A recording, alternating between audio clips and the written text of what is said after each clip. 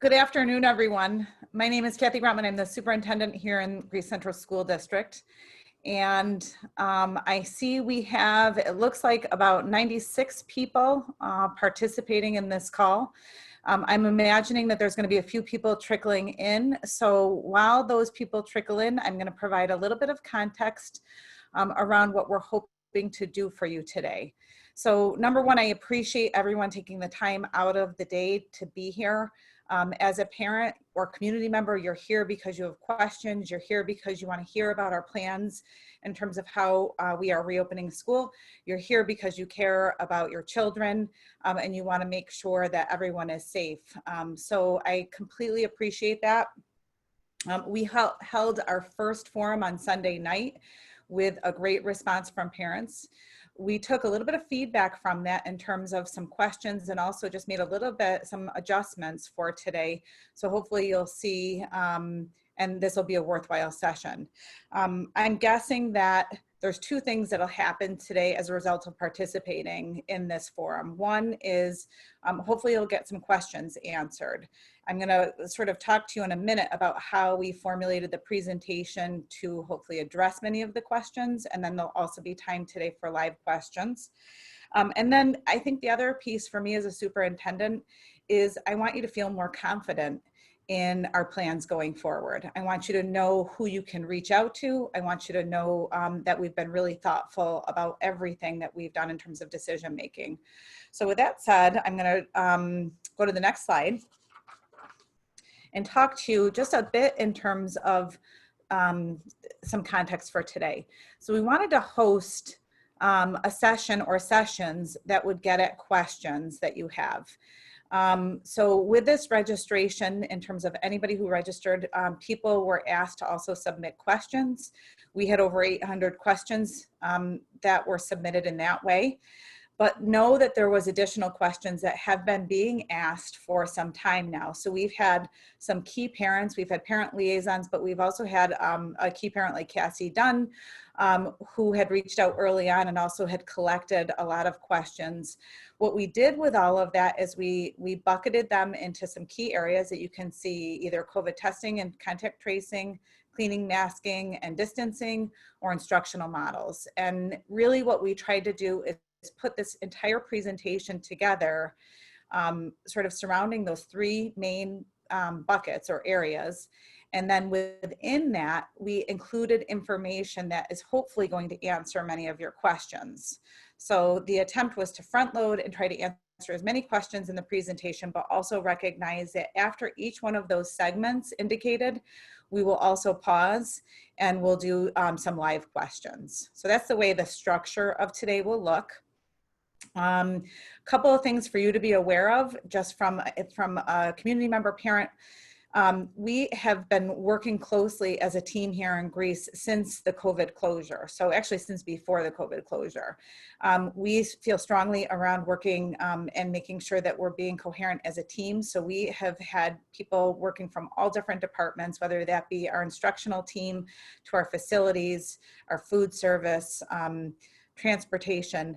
All of those teams have been meeting, and actually we were meeting daily during closure, and then trailed off a little bit, so it was more like weekly.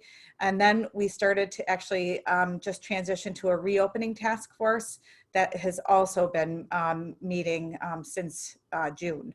So there's a lot of people that have come together and are doing this work. I also want people to be aware that we've had subcommittees that have also formed in the last couple of months with lots of representation. So we're trying to include parents, teachers, and other stakeholders as much as possible. I know at one point with our subcommittees, we had over 150 people represented. I know now that we have school teams meeting, we have over 300 people represented in terms of really working on what these plans are looking like. I say that only just to really sort of punctuate the point that we've tried to include people and make sure that we're really listening. And then the other piece that I just want to share that I think is important from a big picture perspective is much of what we're doing and deciding is driven by the guidance that we have been given. So we were given guidance in mid-July. We have not been sitting on information, but the state and the Department of Health have given us information and guidance that we got mid-July, and really that is critical in terms of a lot of the decision making and sort of driving what decisions can be made. So sometimes it's not something that we like or want, but because of the guidance, it's a way that we have to do things. So I just think that's important to note, because there's a lot of confines and restrictions that have shaped a lot of the plans that we want to make sure you're aware of. So with that, I'll go to the next slide. We did identify pretty early on as a leadership team some principles that were really important. And I think this is important for everyone to realize as we make decisions, we're thinking about children, we're thinking about staff, and we're thinking about safety. So when we started this work really thinking about reopening, we framed it under these guiding principles. So just this idea that we're committed to bringing back as many students as safely as possible, obviously using the guidance from the State Education Department and the Department of Health. But we also talked really clearly as a team around the idea that we wanted to prioritize and will prioritize making sure we provide high quality, equitable teaching and learning experiences, because we know that that was an issue and feedback that we got from the spring. We know that we need to, and we're going to prioritize the social emotional needs of our students. The idea of being consistent as a large school district, but not rigid. And also the idea of this two-way communication with stakeholders. So recognizing that oftentimes school districts put a lot of information out, but don't always get things back or use information sort of in that back and forth way. So I can say as a superintendent that we're committed to that. And we're really working on using your feedback, like listening to your questions, and then helping the stakeholders in our system shape the decisions that we can. Some meeting guidelines for today that I think are important just to point out. If you're not aware, this meeting is being recorded and it'll be posted to the website. So if you want to go back to it, you may. We have about 60 minutes. So the way that we'll structure it is there'll be a bit of presentation and then Q&A, some live questions. There is a raise your hand feature that's down in the bottom bar. So you have to actually kind of look for that. And at the time when we do live questions, if you click on that, we'll know that you have a question. In the other sessions, we were able to get to many of them. We may not get to all, and we'll talk about that as we go. And then we're just asking people to stay on mute, and then also just recognize that we want this to be as supportive and respectful as possible. We recognize that there's a lot of different opinions and there's people that are not always happy about everything, but we want to make sure that we're listening. We also want to just make sure it's productive and positive. There are a lot of people on this line. So when we've been working on these plans and when we've talked about subcommittees and a lot of the work, the day-to-day things that are happening, these people that are on this slide are the people who are truly leading much of this work. And I just think it's important. The slide is available so that you have the names in case you're looking for example, key information around technology. You can see Tom Mariano is sort of our lead in that area. If you're looking for information around instruction, you can see Stacy Brindisi, Todd Smith, Suzanne Pettifer, and Christine Baker are noted there. We have some building level administrators who are working as lead, Gina, Jason, and Jason, they're on this. So this slide is intended just to give you a place to go if needed, but these are also folks who may be fielding questions today. I do want to point out our board president is on the line, Sean McCabe. He has, so in addition to the people who are currently working in the system, Sean has been a part of everything from the closure on in terms of all of our committee work. He has worked tirelessly and hours on many of these committees. And he does that as a representative of our community and as a key member of our work. So I appreciate him being here. And obviously from a community perspective, it's important that we know that the board is included. They're also, the rest of the board is included on many of the subcommittees as well. So let's get started. So essentially, and I don't mean to rush, but I do want to make sure that we get to as much as we possibly can because an hour goes quickly. The three key areas that I mentioned before that all the questions really fell into were these three areas: instructional models, cleaning and masking, and distancing, and then the tracing. So what I'd like to do is start right off with an area. So we're going to start in the instructional domain, and I'm going to have Todd Smith, who is one of our executive directors for instruction, talk to you a little bit about the models. I want to point out a couple of things as he talks. He's going to share some specifics, but I'm going to be really upfront and say it's not going to be enough detail for everybody, and I recognize that. So some of you are going to listen and probably be pretty satisfied and feel comfortable. Some of you are going to want more. Do know that we have a handbook that's going to be going out at the end of this week that will provide some additional information and more detail. And then I know already that's not enough. So what's in the handbook, we're also building on as well to provide more. So, so please know that in addition to this, there's going to be a handbook that's coming out on Friday. You're going to also have school sessions. So I know the schools are each going to be hosting a Q&A and an event like this. So that's going to be another opportunity where you'll be able to get into more detail. So, so know that like we're aware that people want more and we're doing the best we can in terms of trying to use different formats to get you that. And with that, I'll turn it over to Todd. Thank you, Kathy. So starting out for our remote learners and really our hybrid learners as well, just a few things that we want to assure you that we are providing a school device, and this year it's for every student K through 12. So schools will be working on a system to get those Chromebooks out to students who don't have them at this time. And a shift from the spring, daily attendance is going to be required. So there's going to be more accountability now than what you saw in the spring in terms of attendance, grading, and some of those kinds of structures that are going to be added in. And as always, we're continuing to provide IEP programs and services, and Stacy Brindisi will be speaking to that soon. And as you know, we are asking for students who are doing the fully remote learning option that they opt in for a semester at a time to alleviate some of the in and out and the structures that we'll have to do with transportation. And every day students are going to have this blend of live classes or live instructional experiences and independent work time. If we move over to the next slide.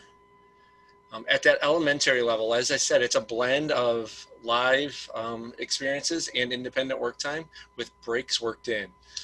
So if you are in the hybrid model, you'll be in person 2 days and remote the other days. But if you're fully remote, those remote experiences will be similar to the hybrid experiences, okay? Be working on the same learning objectives and towards the same goals.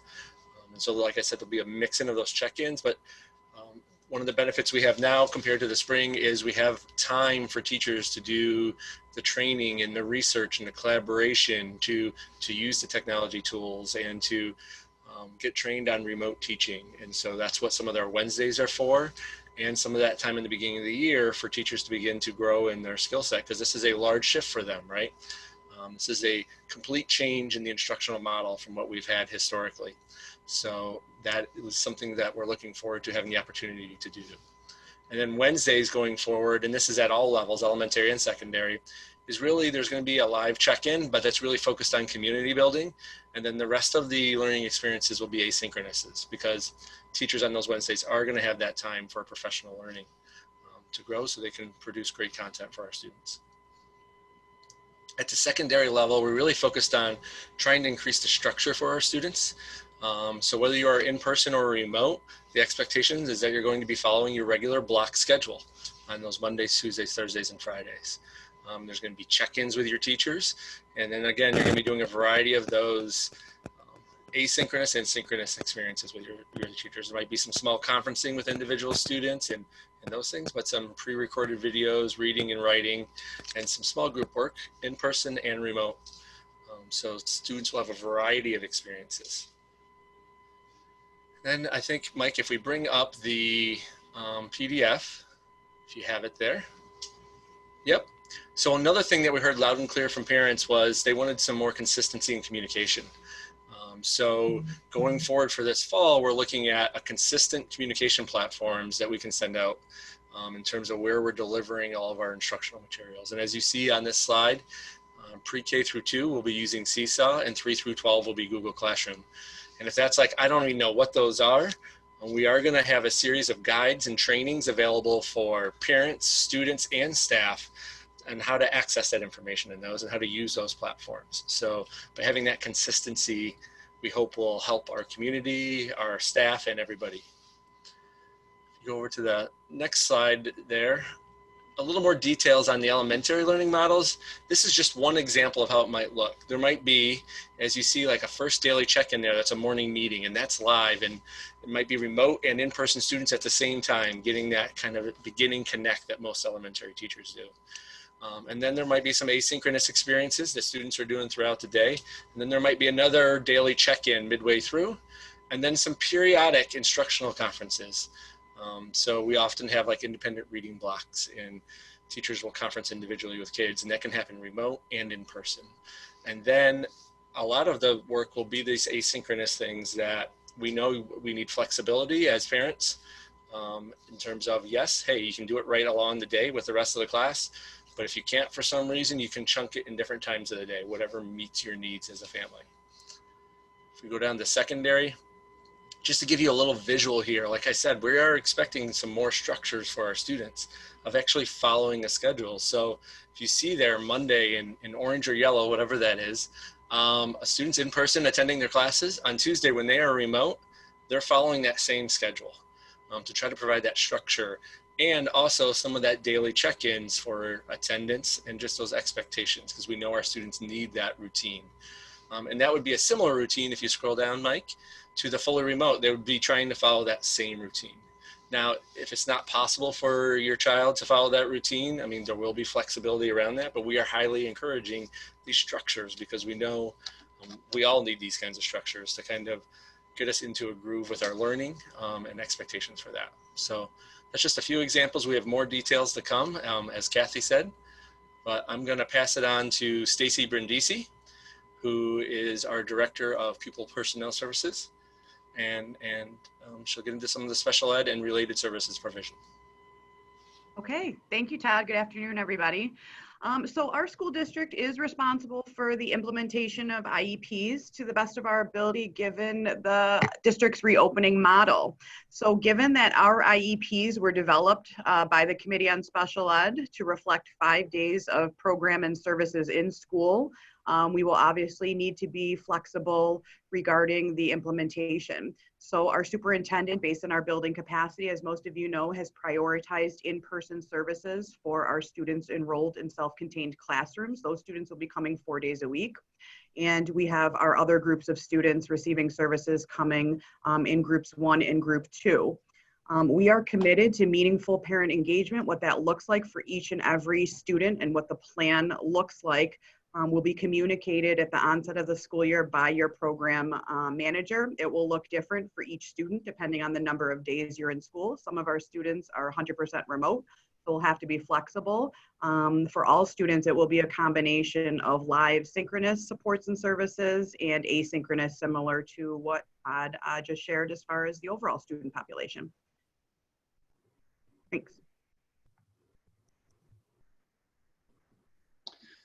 All right, good afternoon, everybody. My name is Mike Zaffitz. I'm one of the assistant superintendents here in Greece for educational services. I'm going to facilitate the live question portion of our forum today. So after each section, as Kathy mentioned, we're going to pause. We're going to take a few live questions from the audience. One thing that we've learned throughout our forum so far is that you need to have your microphone enabled on your home computer. So please make sure if you're going to ask a question that you do your best to have that so we can move right along. And what we'll do is take a few questions. We probably won't get to all of them, but we will leave some time at the end of the entire forum to make sure that we can circle back and have some more Q&A if there's lingering questions. So let's jump right in. The first question we have is from Christina Potter. Christina, good afternoon.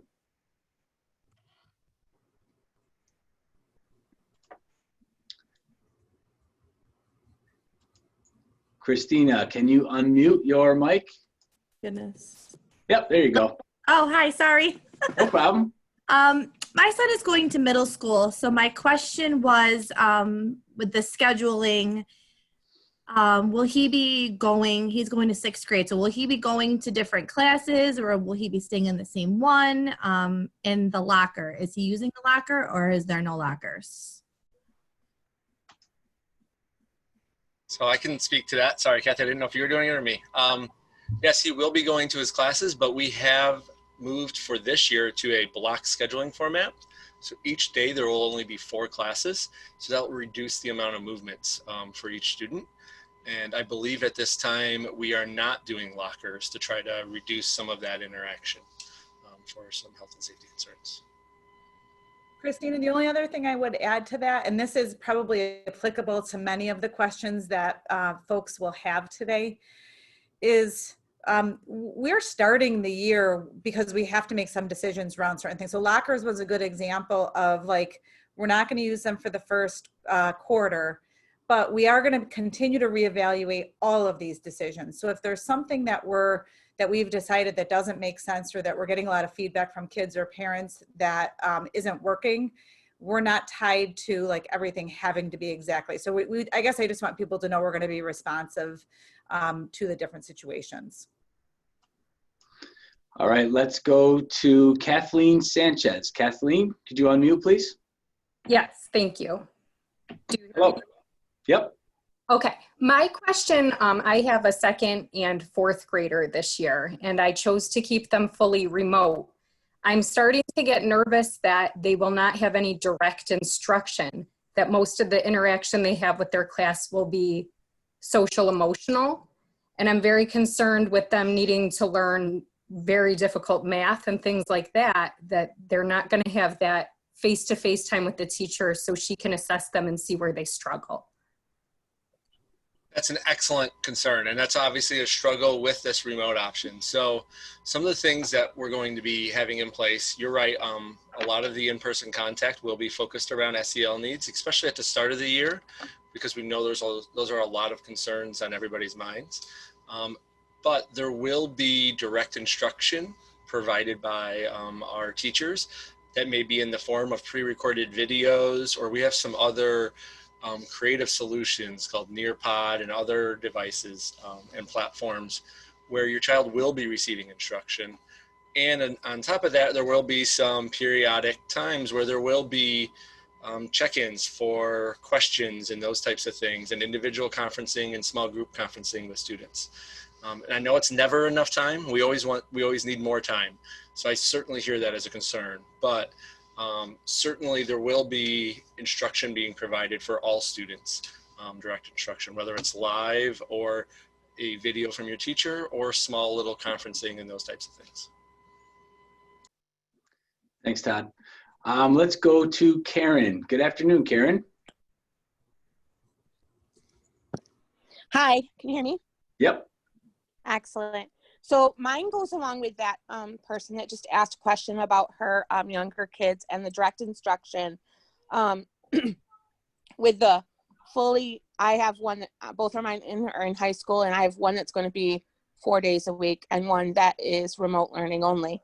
And with the remote learning only, I understand that you have by your slides all these check-ins and things like that, and now you just answered that there could be some pre-recorded videos. My concern is, when are the teachers going to have time to be doing these check-ins and pre-recorded videos when they have live classes with students 4 days a week, and then that Wednesday class is used for them to learn more as well as plan for their other classes and also do some sort of check-in. It just seems like a lot for the teachers. I mean, I feel bad for the teachers because that seems like they're gonna have to be doing stuff after school or at home and working way overtime. Yeah. Karen, I'm gonna turn it to Todd to talk a little bit more, but I really appreciate you bringing that up, because I think, and Todd mentioned it, the idea that we've kind of shifted like the entire job of a teacher to look different. And I, you know, when people say to me, well, you know, you say it's going to look different from this spring, this doesn't feel like it's completely different than this spring. I also want people to realize our teachers completed this school year and they haven't been back. So it's in there sort of like from an empathy perspective, there's still a lot that they have to learn and shift. So the idea that you're identifying that, I appreciate. That Wednesday, I know it's not there's never enough time, but we have identified time at the beginning of the year. So that first week where, oftentimes we start school right after Labor Day. We've prioritized some time there. We've already posted a great deal of professional development so people can take advantage of that now if they can, but not everybody can. And then also the Wednesday time, that entire day is really designed to support teachers, whether it be having that professional development to help support them with like, how do you create that, that pre-recorded video? They might not know how to do that. So that's the other piece that I sort of have said out loud from a patience and grace perspective, that knowing that as a parent, it's not going to be perfect at the beginning of the year. And we do need some time with teachers to help them with this. And we're also hoping that teachers and teams work really closely together. So I know I talked to a 5th grade team the other day who they're working on like dividing up some of the work. So where typically your 2nd grader might only have one teacher, they might be working together as a team to design some lessons. So they're sharing some of the work. But we still want to obviously make sure that there's a strong connection to any student who's remote so that we know exactly where they are with their learning and what their needs are. So it's a complicated process and it's not an easy answer. But I can say our goal as administrators in a district is really how can we provide the best support to teachers to help them with the skills so that they're meeting your needs as a family and most importantly for our kids. So Kathy, you hit on pretty much everything I was going to say. So thank you very much for that. But I think I would emphasize that grace idea that you had, that our teachers are coming in and we are giving them some time for professional learning and to grow and providing them the tools at the start of the year and those ongoing Wednesdays. But it is going to take some time and they're going to get better and they're going to collaborate and work with their colleagues. And hopefully that will lessen the load a little bit on them as they share responsibilities. But it is going to continue to get better as the year goes on. So what it looks like in September probably will not be what it looks like in October and November as we continue to grow. But we 100%, that's constantly on our minds of that load on teachers and how can we make this all work? So excellent question. All right, thanks, Todd. In the interest of time, we do have to move on to section 2. We want to make sure, like I said, that we get through all the content within the hour and still do leave time for some questions, but we need to move on at this point, and I'll turn it back over to Kathy. Great. So we're going to move on to testing, screening, and contact tracing. So you can move right to the next slide. This is probably an area that I've received probably the most questions. I shouldn't say that. Instruction has been a really big one because it's hard to imagine and envision what that's going to look like. But there's been so much in the media and sort of questions that are out there around this bigger area. So a couple of things that I'll be clear about. One is health screens are mandatory. Health screens, including temperature checks and really sort of a daily at-home screen, is mandatory. So what that looks like in terms of you as a family, it's going to be you as a family waking up in the morning, talking to your kids, checking them to make sure they don't have a fever and any other symptoms. We're being really, really clear. The CDC and the Department of Health have been really clear about the importance of that happening at home. So, so yes, that will be a component.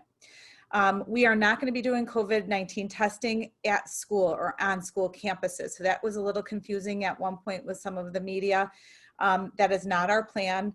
Here in Monroe County, the Department of Health has taken the lead with testing and tracing. So I'll keep coming back to that and the idea that it won't be happening on our campus. One of the questions that has come up really frequently is what happens. There's two sort of parts to this. What happens if a person or a student exhibits symptoms during the school day? So I'm a parent. I wake up, my kid looks fine, they seem fine, I send them off to school, and then the student starts wilting throughout the day, maybe a headache, maybe a fever, you name it, just the fact that they're starting to show symptoms.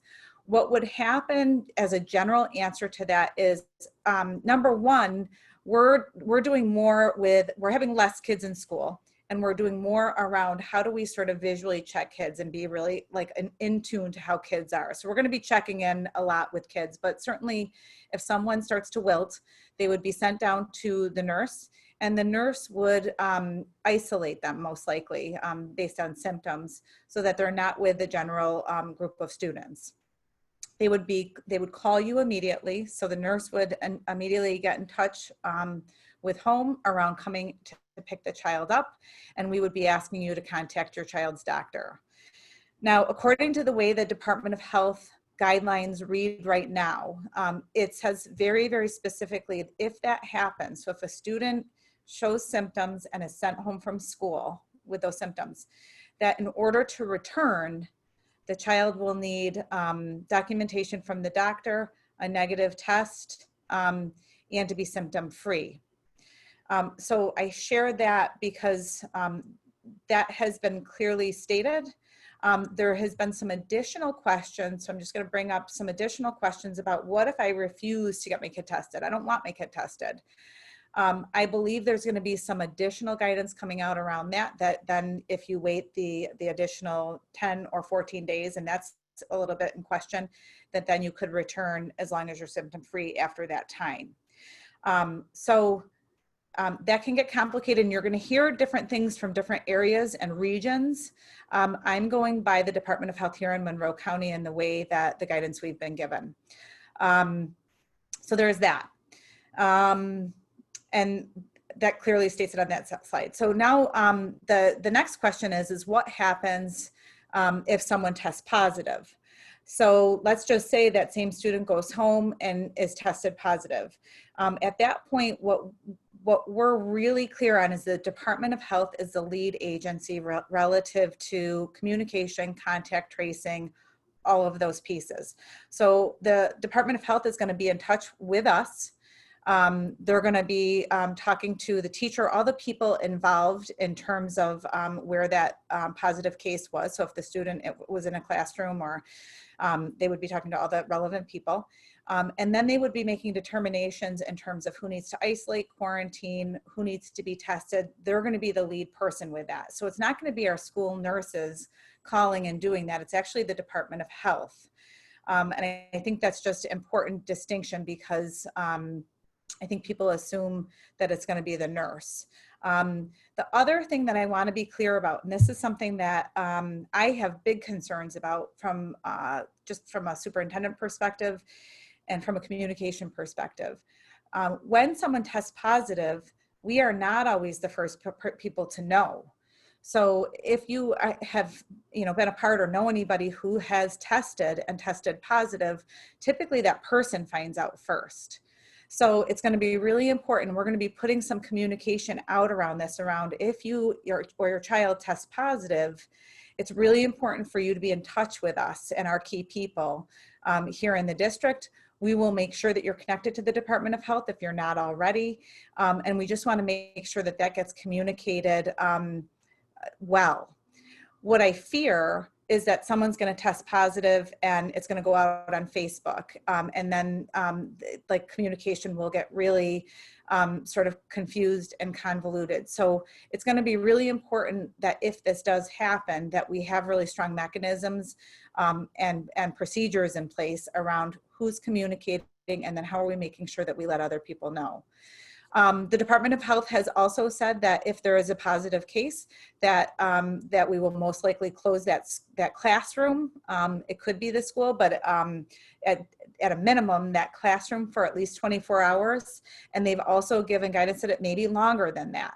So again, parents are going to be sort of they're going to be the ones who are going to need to be really, really flexible. And I should have said this at the beginning. I think the other piece that I walk into this really, really clearly thinking and empathizing is just the hardship that this has put on families. So in addition to all the different planning that you're working on right now around dealing with a hybrid model, the idea of now also having to be flexible on a daily basis. If something were to happen and that classroom were to close, I need sort of a backup plan.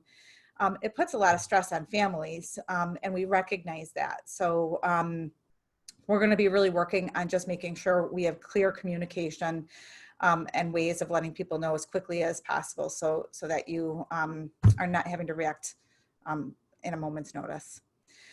What can shut us down is another question that has come up. So I think this idea of like, how do we know if we're going to get stuck going full remote? And I don't have a great answer to that. The governor has been clear around the 9% positivity rate in terms of infection, but the governor could shut us down at any point. So I say that very honestly, because I think if there was a significant increase in the area or in the state, that could be something that happens. So I want to be realistic about that and be realistic with you as families. And then the other thing that we're struggling with is just this idea of making sure that we have the staff to be able to teach and adequately supervise and transport our students. So if there were big issues in terms of infection and time out of the classroom because of, flu-like symptoms or anything, that could really do be a problem for us in terms of keeping schools up and running and open. So those are the two things that concern me relative. I don't have a good answer though in terms of like, this is what would shut us down. I'm very, very hopeful that with our plans and with how well we've done as a state and as a county, that we'll be able to stay open and do very well. That last question around how do we get back to full time? That is another great question. I think so. I'll say there's no answer. No one's published anything about like what would it take. I think from my Pollyanna perspective, the idea, we have really solid plans in place to reopen schools. We have a county and a state that's doing really, really well in terms of infection rate.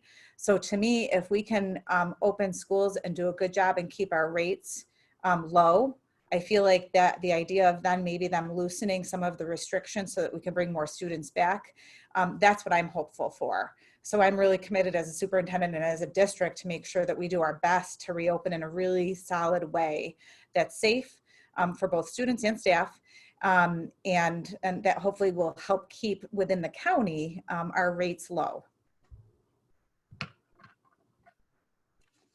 You go to the next slide. So with that, we've got time for questions. So I'm imagining that there's probably a bunch of people who may have some questions related to that. We do have some here. Let's go first to Bernie Heckerman. Bernie, could you unmute? Yes, can you hear me? Yes, sir. Great, thank you. So I have a question. I actually have two kids who will be at Long Ridge. They're second and first grade. My second grade daughter gets frequent ear infections. So she does get them quite often throughout the school year, which causes her to get a fever. Now, if I take her to a doctor and they look in her ears and they determine that she has an ear infection, is she going to have to also get a COVID test to go along with that? Great question. This is, you ask, I mean, that's like the most perfect question because it leads to, so we know our kids, right? My kids got ear infections and strep, and I knew it was ear infection or strep. My kid could tell me the day they were getting the ear infection.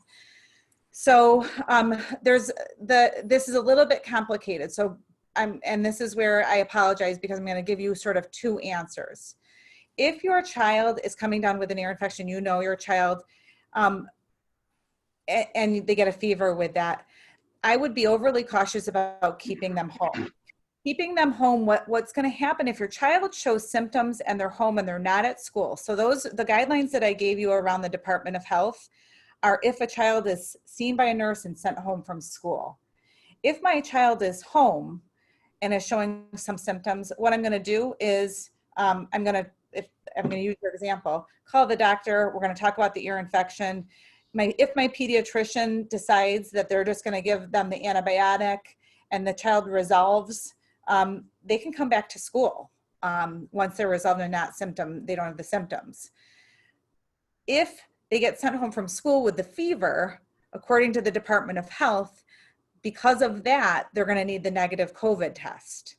So I hate that answer. And so I just want to be clear, the threshold is different depending on if you're sent home from school versus if I'm at home and I see these symptoms and I keep them and we work directly with a pediatrician to resolve something.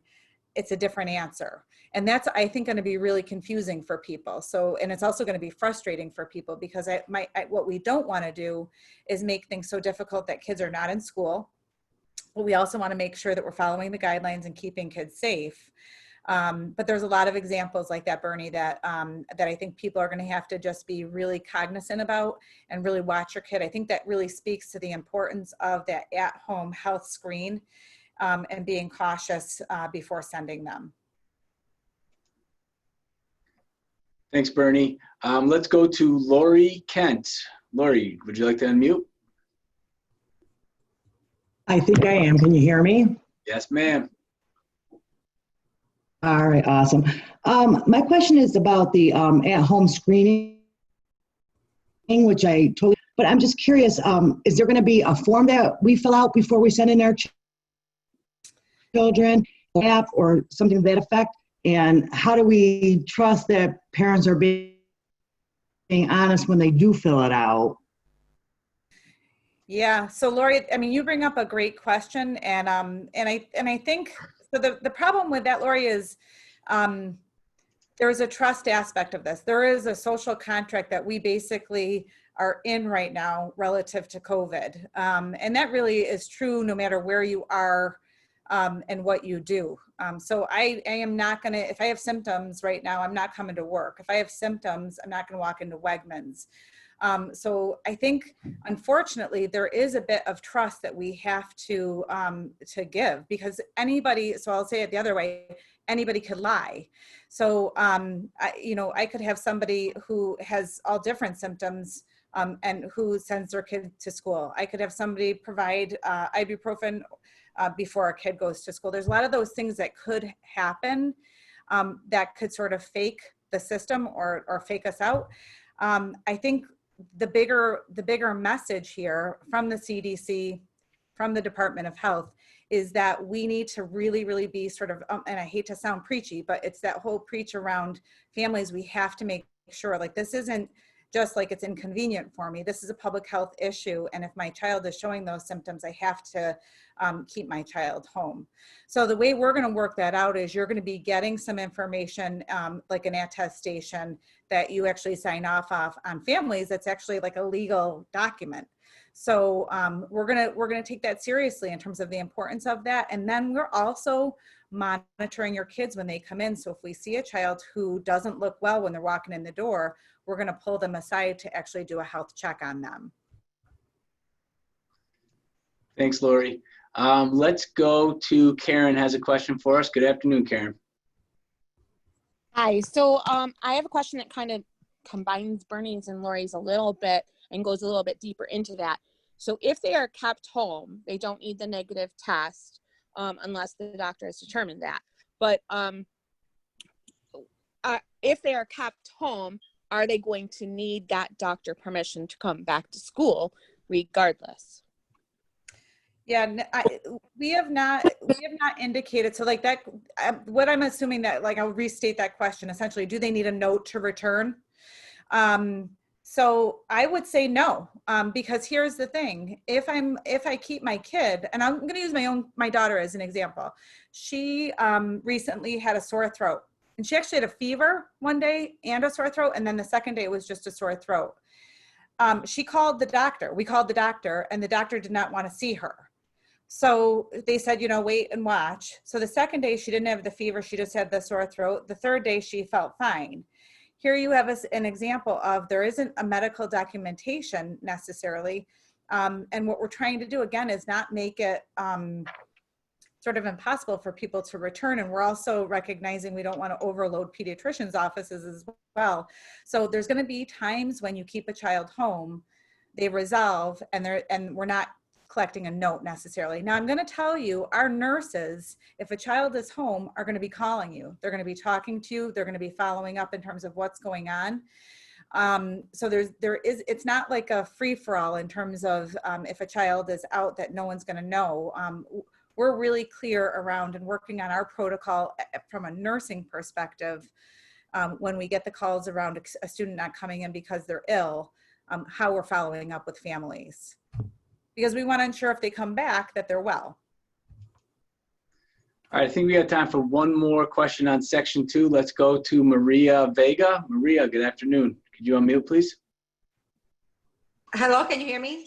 Yes, ma'am. Okay, can you hear me now? Yep. Okay.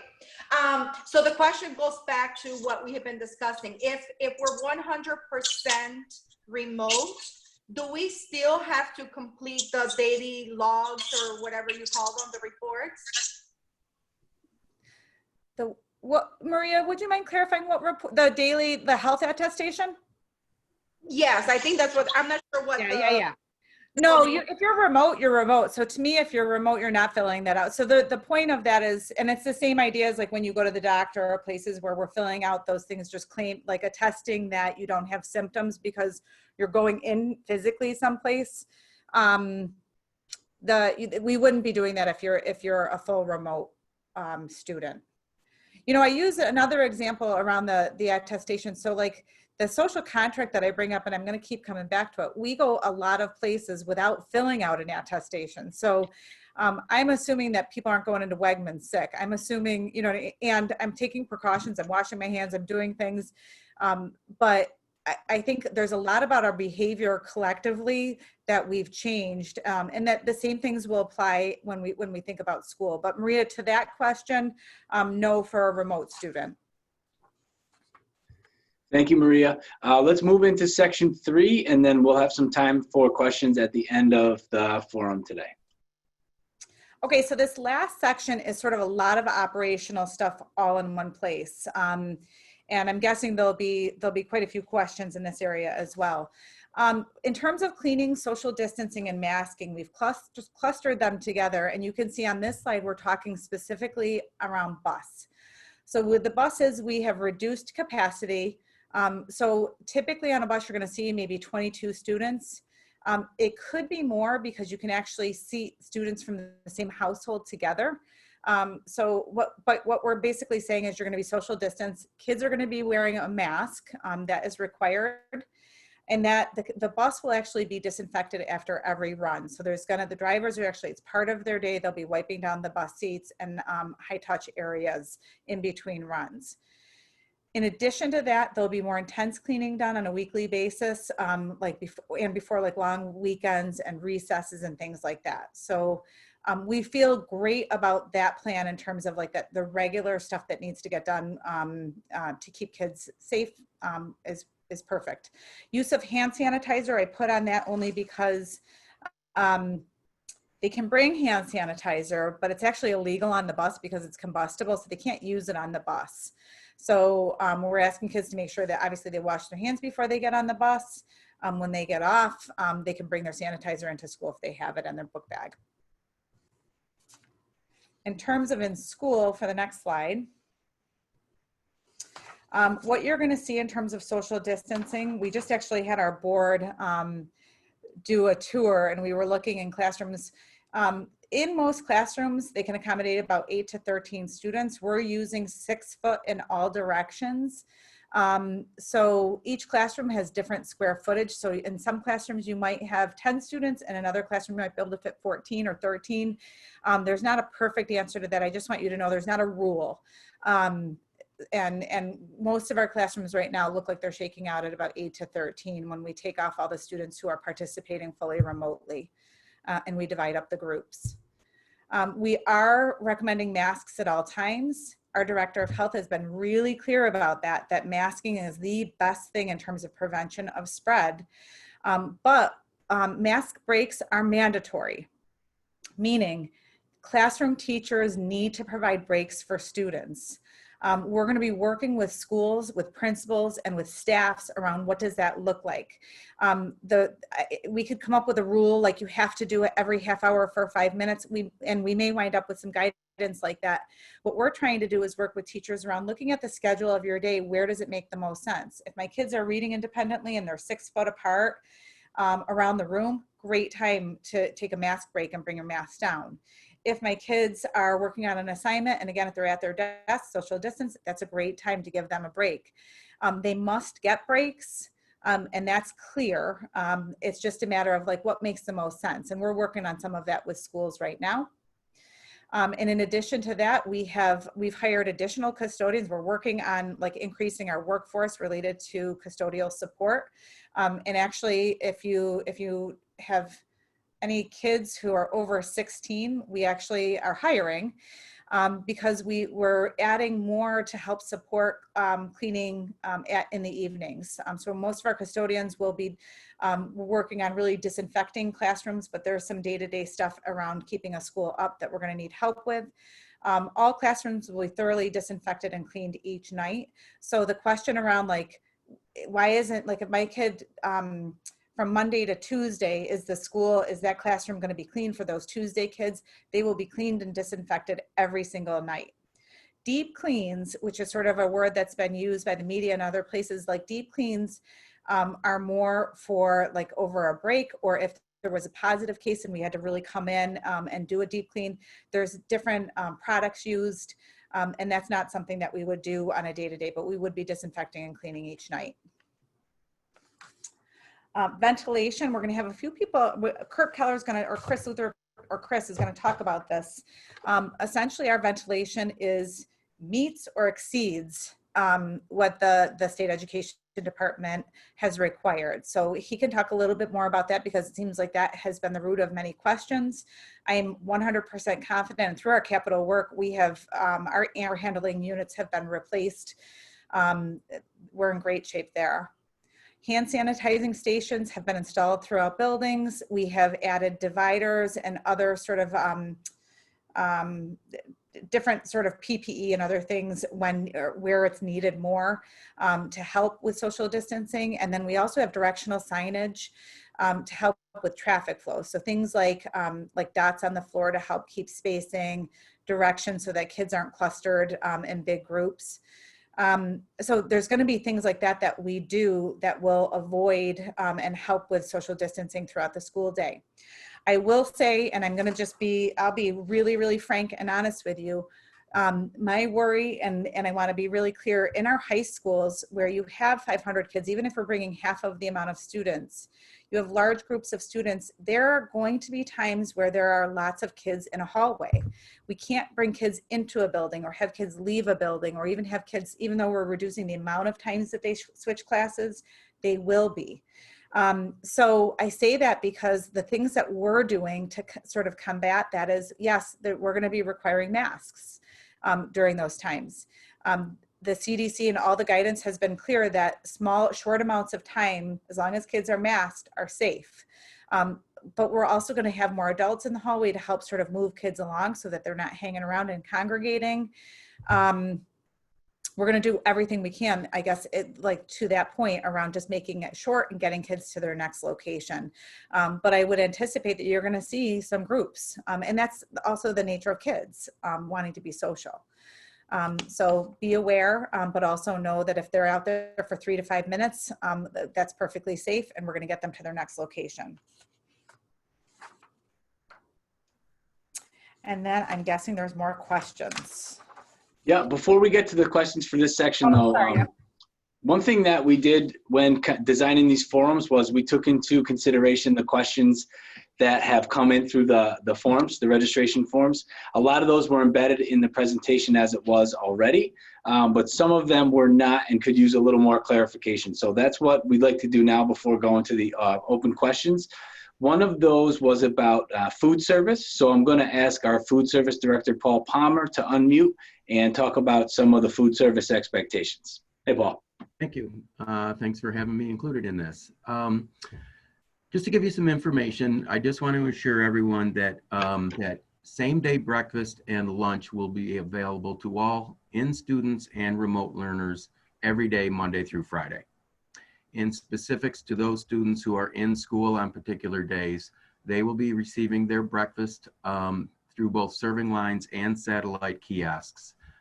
In-school students will receive their lunches through serving lines. However, the serving lines are definitely going to look different for the kids because they will be altered in order to accommodate social distancing.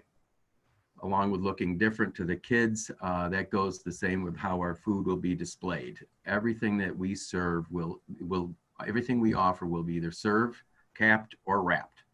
There won't be any self-service of any unprotected items.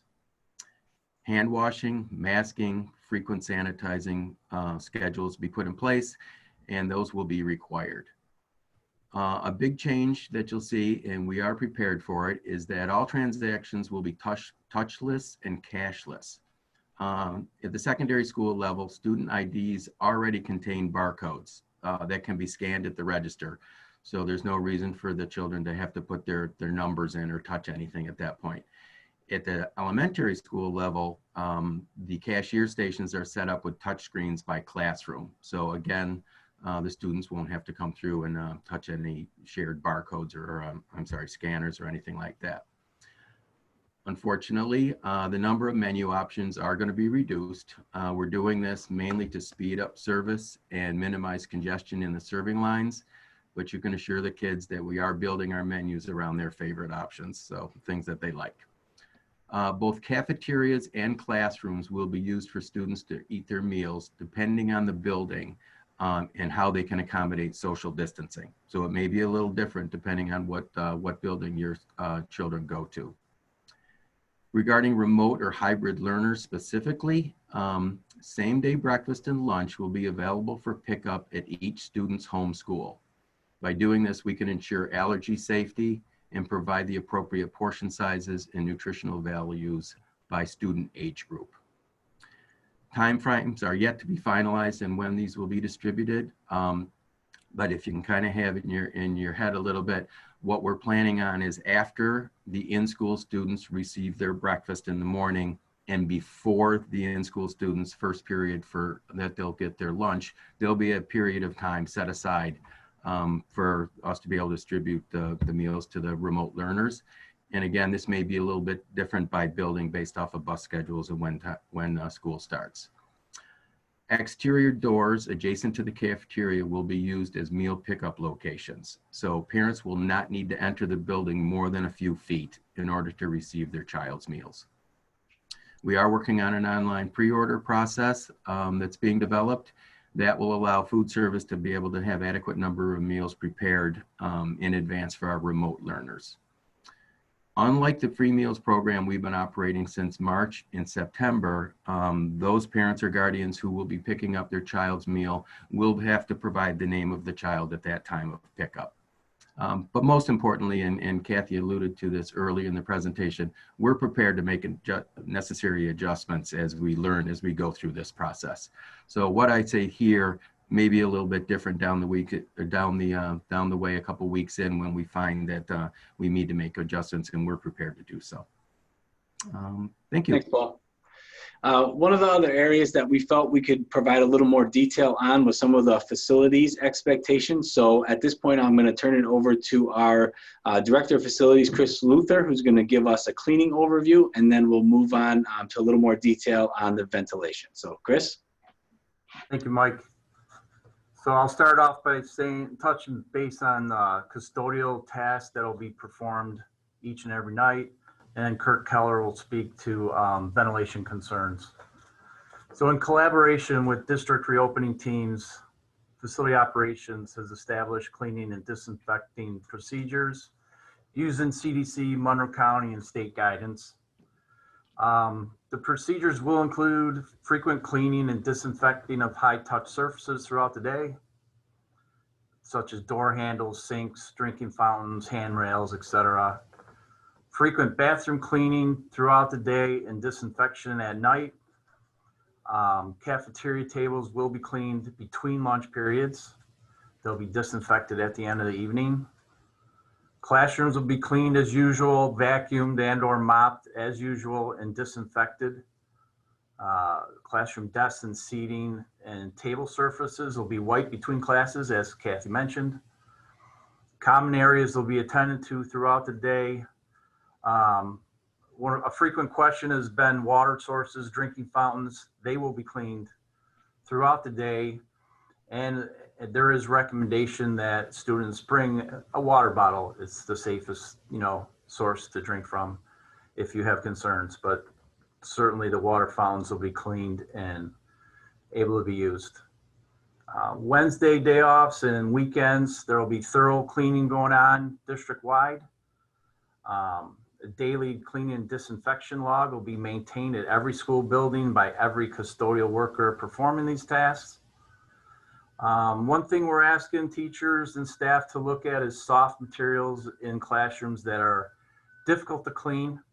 Upholstered furniture, stuffed animals and toys, and area carpets will be removed from classrooms. Most importantly, frequent hand washing with soap and water, primary method to prevent the spread of germs but we will have hand sanitizer stations throughout the buildings. And that's about it. Thank you. Thanks, Chris. Hey, Kurt, just real quick before you go, just want to let people know, we recognize a lot of you are probably here on your lunch hour today. So after Kurt takes us through the ventilation real quick, we'll wrap the formal presentation, and then we will stick around for Q&A for a little while for those of you who can hang on with us, but we want to be sensitive to everybody's time. So after Kurt, we'll wrap the formal presentation up before going to the Q&A. So Kurt, go ahead. Thanks, Mike. Just to reinforce what the superintendent said, we're fortunate at Greece Central that many of our HVAC systems have been replaced and upgraded through the capital improvement projects over the last several years. And all of our systems, even the existing systems, do meet SED requirements for ventilation. That being said, we did meet with our planning department and discuss ways we could increase ventilation above that standard. Some of the methods we're going to do that is we're going to building occupancy. The number of students and people in the building has been decreased significantly due to the planned hybrid learning model. Reduced occupants in the space means increased ventilation per occupant with no changes to current ventilation. Secondly, building occupancy demand ventilation software will be disabled in all rooms during the scheduled occupancy periods. Some rooms have occupancy sensors that detect movement and adjust ventilation when rooms are not occupied. This feature will be disabled during scheduled occupancy periods to maintain set ventilation regardless of room occupancy. Third, the building management system scheduled occupancy will be extended longer to increase ventilation air changes per day at each site. Greece will increase the scheduled occupancy periods of each building to increase runtime of ventilation equipment. Quick note on filters, because there's questions about filters. All air filters in Greece Central meet or exceed the SED and equipment manufacturer specifications for proper equipment operation. And a quick note on doors and windows. No fire rated doors can be propped open per New York State Fire Code. Some doors do have automatic door holds that will release during a fire alarm. Those will be maintained open. Most of the doors in the school buildings are fire rated. And windows, there'll be no change to any district policy regarding windows. As the occupants of rooms determine that windows want to be open, they can be open. And that's it on ventilation. Thank you. Thank you, Kurt. Kathy? Yeah, so with that, as Mike said, for those of you who have to get off the line right now, I just want to sort of end with a huge thank you. We see this is a gigantic task, and it's not one that a school district can do alone. It's really important that we really consider all of our stakeholders, get feedback, and continue to work with you as partners, both as parents and then also with our teachers and staff as well. So I just want you to know that we're committed to doing that. We're committed to keeping kids safe, and I feel incredibly confident that our schools will be ready. My last reminder is just that you will be getting a handbook this week, and you will have an opportunity to actually connect with your school next week. So I'm really hopeful. And then we're also going to continue our Friday updates to parents. So as more information comes in and we can be more clear and specific, we're committed to continuing to do that for you. So keep the questions coming. We want to continue open lines of communication and do our best to serve you and your kids. So with that said, we're going to turn it over to questions. If you want to hang on the line, great. If you have to leave, by all means, thanks again for being here. Thanks, Kathy. And yeah, we'll extend the presentation today until 1:15 and take as many questions as we can right up until that time. So let's start. We'll go to Whitney McKaychuk. Hopefully I said that correctly. If you want to unmute and ask your question, go ahead. Thank you. I just have a question about, I have a kindergartner and a first grader going into Pine Brook, and I will be attending their special forum for parents on the 26th. But my question is around the Chromebooks that they will be getting. Is there like a date in mind that we would be getting those? I just for planning purposes, I just want to be sure that. Great question. We so I don't have a perfect answer for you with that. So I know we have, so some people actually have their Chromebooks already. And then we have some people who don't. So we're working on a plan right now in terms of what that will look like. It might be, I'm going to give you sort of two possibilities. It might be where we identify, and we'll put this out in a communication, a period of time where you can come pick up here from our tech spot, which is at district office over at Odyssey. Or we may be doing it at the school level. That's partly a detail that we're trying to work out just with the current list of who we know don't have them. And then just making sure that but either way, you'll be getting it before the beginning of school. So I would say by probably September 4th, we should have all of them in people's hands. Thanks, Kathy, and thank you to Whitney. Let's go now to Kyla Harris. Kyla, if you could unmute. Hi, can you hear me? Yes, ma'am. Okay, I have a question. So it was said that in between classes, the desks will be sanitized and wiped down, but who's responsible for doing that in the secondary level? Will it be teachers? And if so, will there be additional adults out in the hallway during passing time to keep the flow going while the teachers are in the classrooms sanitizing? Yeah, good question. That's one that we've talked about in terms, and I know schools are having this conversation around what that's going to look like, and like to the point of like actually talking and engaging with teachers as well. So there's not an easy answer to that, because in some cases, a classroom, for example, might have, I'll use just one example that we talked about, 24 desks. They may, between cohorts, have kids sit in different desks so that they don't have to do the sanitizing right in between. So that's one way that we can reduce the number of times that a teacher would have to do that.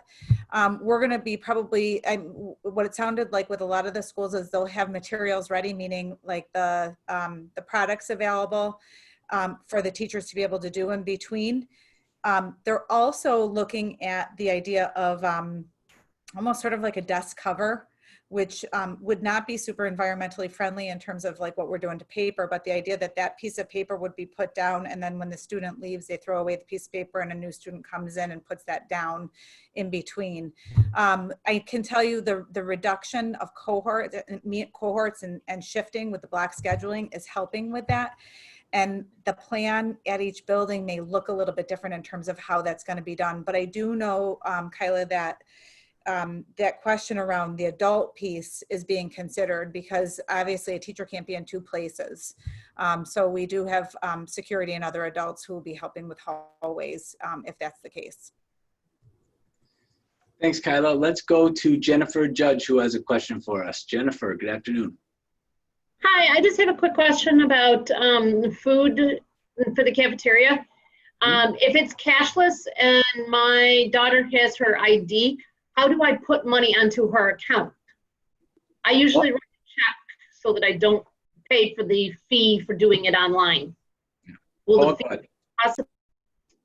Yeah, we are prepared. I mean, clearly there's going to be a need in the beginning of the school year to be able to collect checks and things like that. And we'll work out the logistics of collecting cash to put on account, but it'll be kind of be front loaded towards the beginning of the school year. And I'm going to work with the buildings as well to see if that's something that we can work through the building secretaries, and they can collect and then get it to us. We are trying to get discounts from My School Bucks to try to have them reduce or eliminate that convenience fee. They have not been real responsive on that yet, but we do anticipate some discounting and annual cost savings if somebody wants to be able to use that function as well. But you'll see more things coming out through maybe some food service specific things that we're going to be sending out to you as well. And we'll have that nailed down before the beginning of the school year. Thank you, Paul. Let's go to Karen, who has a question. Hi, Karen. Hi. So first of all, that was a great question with the money loading and stuff like that. Maybe a suggestion would be being able to maybe do it when, like where the parents can pick up for the remote students, maybe have someone specific there that can take checks or money. That might be an option. But that's not my question. So my question actually has to do with the dividers and directional signage and stuff for traffic flow and things like that. And you stated that schools are going to look very different from what the students and teachers and everybody else are used to. And I was wondering if you were thinking about having something like, I know the freshmen do the freshman ignite thing at our school where they come in and they can figure out how to get around the school. But like especially with the elementary kids, thinking about doing something along those lines where kids can take a day, and I know there's going to be cleaning and stuff involved and everything, but they can kind of get used to which direction do I have to walk, where do I have to walk before the whole entire school comes. Good question, Kathy. I think after you answer, I think Val might have information too on this one. I was going to defer. Karen, I think that is an amazing point. And honestly, it mirrors what we typically do in a school year. We do a lot of things with orientations and trying to get kids and families in so that they sort of know how school works. And I think this year in particular there's a lot more to learn. So Val Payne, who oversees our elementary schools, probably has some thoughts in terms of where the principals are with that. That is a really good question. So our principals have been considering ways that they can introduce the school environment to parents in a safe way and to our kids in a safe way. So many of the schools are actually creating videos for sort of a virtual orientation for schools. But I think that specific information will be made available to you at your school level meeting that the principals will be doing next week. They'll say, okay, so more of the details will be forthcoming with your particular school, but the principals are having those conversations and are looking for ways to be able to make that happen for the kids. So, and I would just add, I mean, Karen, I think the point that you're making around before school is an important one. And I don't want to overpromise, but I can also say, I'm sure that one of the first things that we prioritize when we do get kids is there's going to be, just like what you do normally with like getting to know your classroom, there's probably going to be a lot more time needing to be dedicated to sort of how we move around. I mean, when you look at kindergartners at the beginning of the year, we spend a lot of time helping them understand what a fire drill is and how to walk and where to go. And I think that's just going to be part of what we do, but it's probably going to be take a little bit longer with more and more explicit instruction with them when they're on site. All right, thanks. We have time for one, maybe two more questions. Let's go to PMP07. Hello.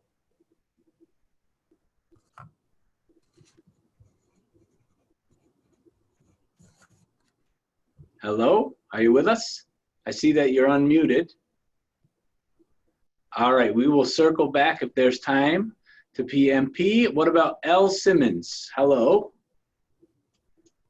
Hi, Hello. Can you hear me? Yep, go ahead. Okay. So if, as a parent that has students coming back for those 2 days a week, if we feel uncomfortable or just don't know about that process, can we then request to go remote for our children? Yeah, great question. Yes. So I think the piece that I want to be clear about with that though is, so there are a lot of people who have elected to send their students for the hybrid model. And if for some reason at any point you are uncomfortable as a parent and you don't want to continue to send, or you want to move to an all remote, there is the ability to move to all remote. Recognizing that it will take us a little time, because just to shift, there are some things from a mechanics perspective and how we track children and some of the things that we're required to do for the state that may take us a little bit of time, but yes, we will accommodate that. What we are asking though is if you do elect to go to a virtual full remote model, that you commit to that for the full semester. So that's similar to, I think, really what everybody else in the area and the county is doing. And that is because it's really hard to kind of, if people change their mind all the time. So if I go out and then I decide 2 weeks later I want to come back in, there's a lot of impact in terms of from a classroom teacher, like all the operational things that we need to take care of with busing and everything else, that we can't manage that in a back and forth way. So if you're starting in a hybrid and you choose to go remote, we're just asking that you commit to that till the end of the first semester, which is at like the end of January. All right, thanks, Kathy. Looks like let's circle back one more time and see if we can get PMP07. Are you with us this time? Hello? All right, doesn't look like we're going to be able to get to that question, but I want to thank everybody for joining us today. And keep your eyes open for communications from the district each and every Friday going forward. We have our parent handbook that's coming out this weekend. And with that, I'll turn it back over to Kathy to finish it out for us today. Yep, I would just reiterate what I said at the end of that last session. I appreciate the questions. I continue to be impressed by such an engaged and caring community. And I also just appreciate your partnership, your ideas and suggestions. If there are things from your parent perspective that are feedback to us in terms of what would make it easier for you or ideas of things for us to think about, please don't hesitate to continue to reach out. We need you. And we're really looking forward to getting your kids back and having reopening schools, I guess, in a successful way. So thanks again for being here.